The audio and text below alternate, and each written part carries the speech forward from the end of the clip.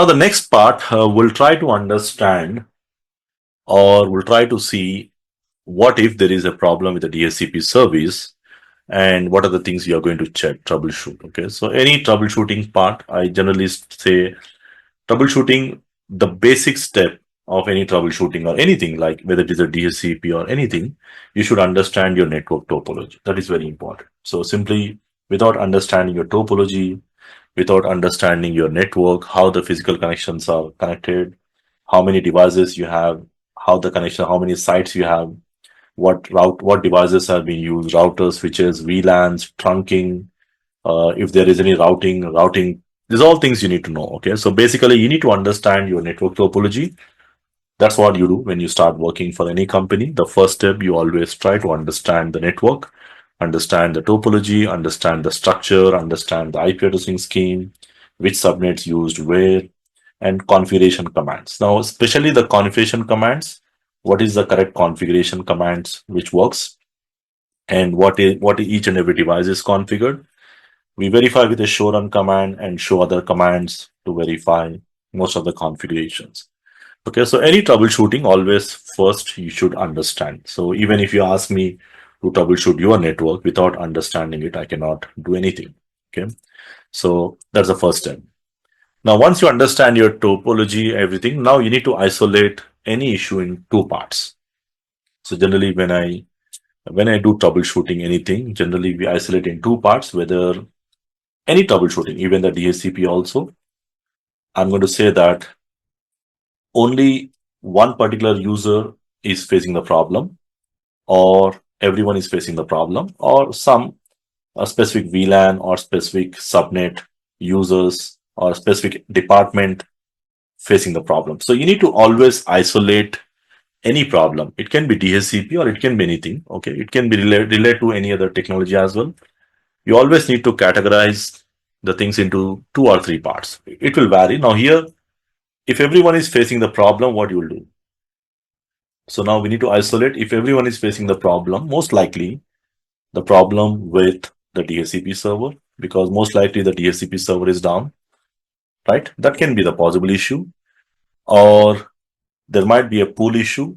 Whatever it is, means mostly the DHCP centralized issue if everyone is facing the problem. If a specific user is only facing the problem, or maybe two, three computers, mostly it's a system related problem. System side means mostly on the system side, maybe the device is not connected properly, or some connectivity issues, mostly, or maybe the software issues, maybe the operating system issues, like that you need to check, because you need to mostly check on that part. You cannot simply go and say, okay, there is some issue with the DHCP, there's a DHCP server issue. You cannot simply tell like that.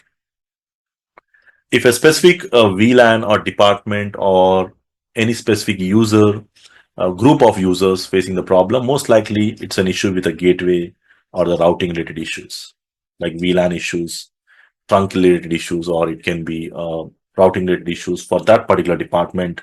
It can be. So that's how you need to isolate. Okay. Any issue, we have to do the same thing. Now, based on these three categories, we can isolate. So if only that particular user is facing the problem, let's say, now we have to mainly check the device settings. Like most likely you might not have an option, DHCP is not selected. There is an option called obtain the IP automatically. Maybe someone did not select it. Maybe that can be the issue. Of course, the other possible things you can categorize as the connectivity related issues. Maybe that connection to that device, maybe the wired connection or the wireless connection is not properly connected, or maybe that particular port is in a shutdown state because that user is connecting to a switch. Maybe there is a problem with that particular port. Maybe that particular port is having an issue. So we need to go to the switch and check that particular port. Maybe that particular port is not configured in that particular VLAN, which is supposed to be. Or maybe there is a port security violations configured. There is a port security feature. We'll talk about that in the security concepts. Normally, there is a port security. You can add, like you can limit the MAC addresses. There are many things you can do. If there is any port security configured, if it violates the rule, it will put the port into error disabled state. Okay. So those are the things we have to check if it is a single user. Okay, so that's the thing. So mostly the single user issue, you have to check if the device is getting the IP address automatically. Other things I already listed here. Okay, so it's not possible for me to document each and everything. That's the reason I am writing here, because there may be any things, many points it comes out at the end. Okay, so now let's take an example. Only that particular VLAN or only that particular department is facing the problem. Let's say the users of the VLAN 10, which belongs to accounts department, only these particular people is facing the problem and they are not able to get the IP address within that VLAN. Okay, and assuming that you already checked. Now for testing, you just need to use any one PC. There are 2, 3 PCs you have checked, PC1, PC2, and you confirm that all the department users or multiple people from the same department complains the same issue. Now in these scenarios, what you have to do, you have to escalate the things, assuming all these users have proper connectivity, these things. Anyway, you don't need to go and check because it's not practically possible like everyone have the same issue, connectivity issues. Of course, if the switch is connecting centrally to all same switch, if that is down, that can be one of the likely reason. But assuming the devices, everything is perfectly working, we'll try to mainly escalate our configurations and the verifications towards the VLANs and trunk links. So make sure that VLAN is created, make sure that the trunk links are properly configured, reaching the DHCP server. Because if any of the transit link is not a trunk, then that can be the reason. So verify with a show interface trunk command, verify with show VLAN command, those things. So if the DHCP is on a remote VLAN, let's say, make sure that the relay agent is properly configured on that SVI or on that gateway. Because sometimes you configure the relay agent for VLAN 20, VLAN 30, and it is working, but not configured on the VLAN 10. Sometimes you miss one VLAN. That can be a most likely reason. So simple thing, whenever you see a specific department, you need to simply move to the VLAN configurations or the trunk configurations, those things. And of course, you can add routing related configurations as well. That can be the thing. So the main thing is you need to know the correct configurations as per the lab. Okay, so whatever I did the configurations in my previous labs, if you know all those configurations, then it becomes easy to identify saying that, okay, this configuration is wrong or this configuration is missing. You can easily come to know. If you don't know the configurations and if you have never implemented or if you have never verified, then it's not possible for you to verify. So the base for all the troubleshooting things, the base for every troubleshooting or any troubleshooting things is simple. Understanding the correct configurations and the core concepts, you need to know the core configurations. And you compare those configurations with the missing configurations or misconfigured configurations. Okay. Additionally, you can see maybe there is a pool exhaust. Maybe the IP addresses has been allocated and all the IP addresses are finished. Maybe that can be another reason. Routing related issues, that can be another reason. Okay. Now coming to the main part. Now, what if everyone is facing the problem? Each and every department facing the same issue means most likely the issue is on the DHCP server. So simply go and check whether you are able to reach the DHCP server or not. Ping to that. Check the DHCP server is powered on. Check the DHCP server is having enough IP addresses for all the pools. Because there is something called DHCP starvation attack. The attackers can send out a fake request uh, using all the IPs where the valid user cannot have the IP. That is one kind of attack. That can also be one of the reason.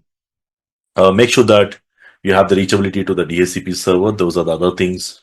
Ensure that there is no ACL configured in the transit which is denying the DHCP traffic, especially the port number 6768 used by the DHCP server. And if you're using like if you're using the DHCP server inside the VM, then check the VM settings, connectivity, and other things. So the DHCP server can be a dedicated server or it can be in the VM. So most likely you have to check the DHCP related options, reachability to that. So same thing I try to summarize in my slides here. A single user, mostly check the user specific configurations. If every user, check the centralized DHCP configurations. And if it is a single VLAN or multiple VLANs, check the VLAN routing trunks, all those things. So at the end, you should know the correct configurations. Now, finally, the summary of all the things, we can cover it in 10 steps. Like the first step is verify the DHCP configurations. The specific show commands we use, show run config or show run include. Generally, show run include section DHCP, the command which I use.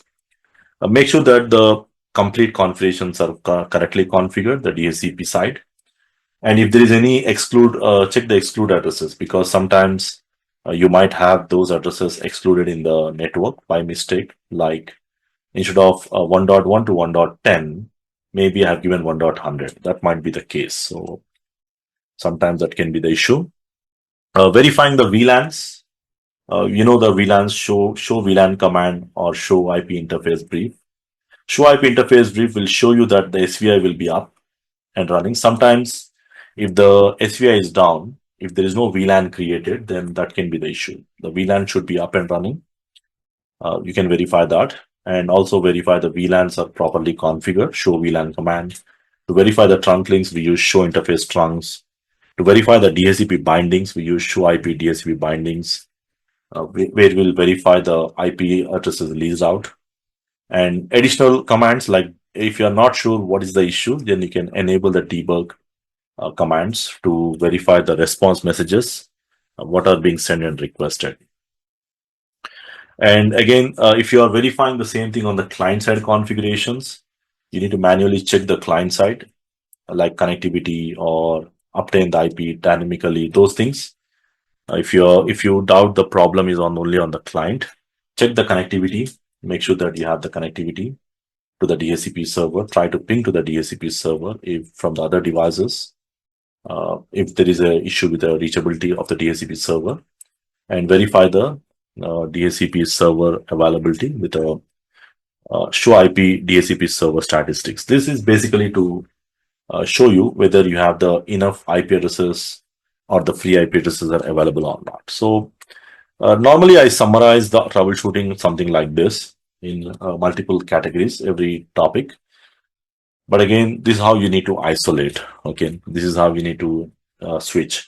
So this way you can minimize the time taken for the troubleshooting. Because if you're not in a position to isolate and you say that I'm going to do verification on each and every device, that's going to take more than 1 day to troubleshoot. Okay, so troubleshooting is all about troubleshooting the things in a faster way, and that comes only if you are very good at the configurations and the verifications. If you are good at understanding them, understanding the topology, all the prerequisite things what I discussed. Okay, so simply you cannot troubleshoot any network by simply remembering all these steps. That's not possible unless and until you know the correct configurations, unless and until you know the network topology diagram, everything you should know, including the correct configurations. Then after that, you can just go with all these things to verify and confirm and fix if there is any kind of issues relating to troubleshooting.